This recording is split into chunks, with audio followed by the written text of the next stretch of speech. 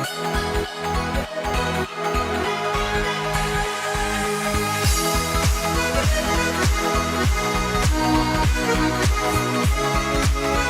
साथियों, आज हमारे सामने नेशनल की सुपर ब्लेंडर मशीन है।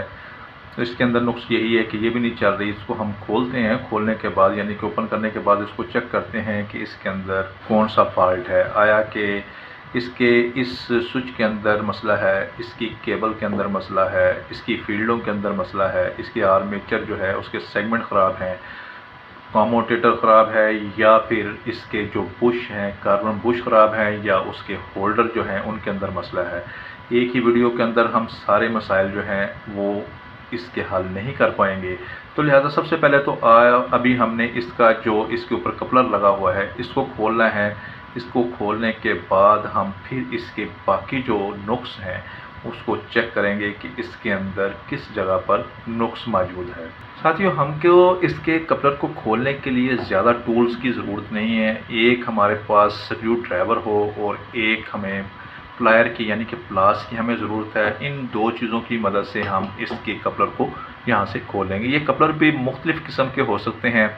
बाज़ के अंदर चूड़ी होती है, आप इसको इसके ऊपर इसकी शाफट के ऊपर जैसे जैसे घुमाते जाएंगे ये इसके ऊपर टाइट होती जाएगी। बाज़ जो कपलर होते हैं उनके अंदर नट लगा होता है, आपको उसके नट को खोलकर इसके कपलर को बाहर निकालना होता है। ये जो हमारे सामने कपलर है इसको हमने, क्योंकि ये चूड़ी के साथ है, इसके ऊपर नट नहीं लगा हुआ, तो लिहाजा इसको हमें इस स्क्रू ड्राइवर और इस प्लास की मदद से इसे खोलना होगा। और कैसे खोलना है ये मैं अभी आपके सामने आपको खोल के दिखाता हूँ। साथियों, एक चीज़ आपके जहन में रहे कि आपने जब भी इसको खोलना है तो आपको कैसे पता चलेगा कि आपने इसको खोलना है कैसे। आया कि इसको हमने एंटी क्लॉक खोलना है या क्लॉकवाइज खोलना है। ये याद रहे कि जितने भी अमूमी तौर पर ये ग्राइंडर होते हैं, ब्लेंडर होते हैं, ये हमेशा क्लॉकवाइज घूमते हैं। जिस सिमत में ये घूमेंगे हमेशा उसी सिमत में ही ये इनको हम खोलेंगे इसके कपलर को। अगर किसी ब्लेंडर के अंदर आप इसको चलाकर देखते हैं और ये एंटी क्लॉक घूम रहा है, उल्टा घूम रहा है, तो फिर ये भी याद रहे इसने हमेशा उल्टा ही खुलना है। आपने इसको हमेशा ऐसे खोलना है। अगर आप इसको चलाते हैं ये क्लॉकवाइज चलता है तो फिर आपने इसको क्लॉकवाइज खोलना है, क्योंकि जिस सिमत में इसने घूमना होता है इसकी चूड़ी उसी सिमत में टाइट होती है। लिहाजा क्योंकि ये क्लॉकवाइज घूम रहा है तो लिहाजा इसको भी हमने क्लॉकवाइज ही खोलना है।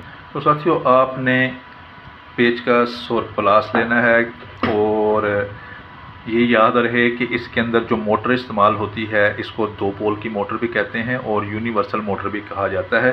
और इसके जो चक्कर होते हैं वो तकरीबन 2800 से 3200 के करीब करीब होते हैं। तो अब आपने जो पेचकस लेना है ये आपके जहन में रहे कि आपने बहुत ज़्यादा शार्प नहीं लेना, बहुत ज़्यादा तेज़ धार वाला अगर आप कोई भी टूल्स इस्तेमाल करेंगे तो इसका कपलर के जो किनारे होंगे ये टूट जाएंगे। तो अब आपने यहाँ पर किसी एक जगह पर इस स्क्रू ड्राइवर को रखता हूँ और यहाँ पर इस थोड़ा सा मैं इसको मज़ीद आगे कर लेता हूँ ताकि आपको ये मज़ीद ज़्यादा बेहतर तरीके से दिखाई दे। तो आपने इस प्लास की मदद से इसको हिट करना है। यहाँ पर आपने हिट करना है और इतनी ज़्यादा ज़रब भी नहीं लगानी कि ये आपका कपलर जो है ये टूट जाए। खुलेगा नहीं, आपने मुसलसल इसके ऊपर ज़रब लगाते रहना है। लेकिन बात वही जो मैंने पहले आपको बताई कि आपने बहुत ज़्यादा ज़ोर से भी इसको ज़रब नहीं लगानी, ये ना हो कि इसका ये गोट जो है यानी कपलर टूट जाए। तो आप यहाँ पर इसके किसी भी यहाँ पर किनारे के ऊपर इसको स्क्रू ड्राइवर को रखिए और पीछे से आप किसी भी टूल्स की मदद से, हैमर से या आप प्लास की मदद से इसको यहाँ पर ज़रब लगाते जाए।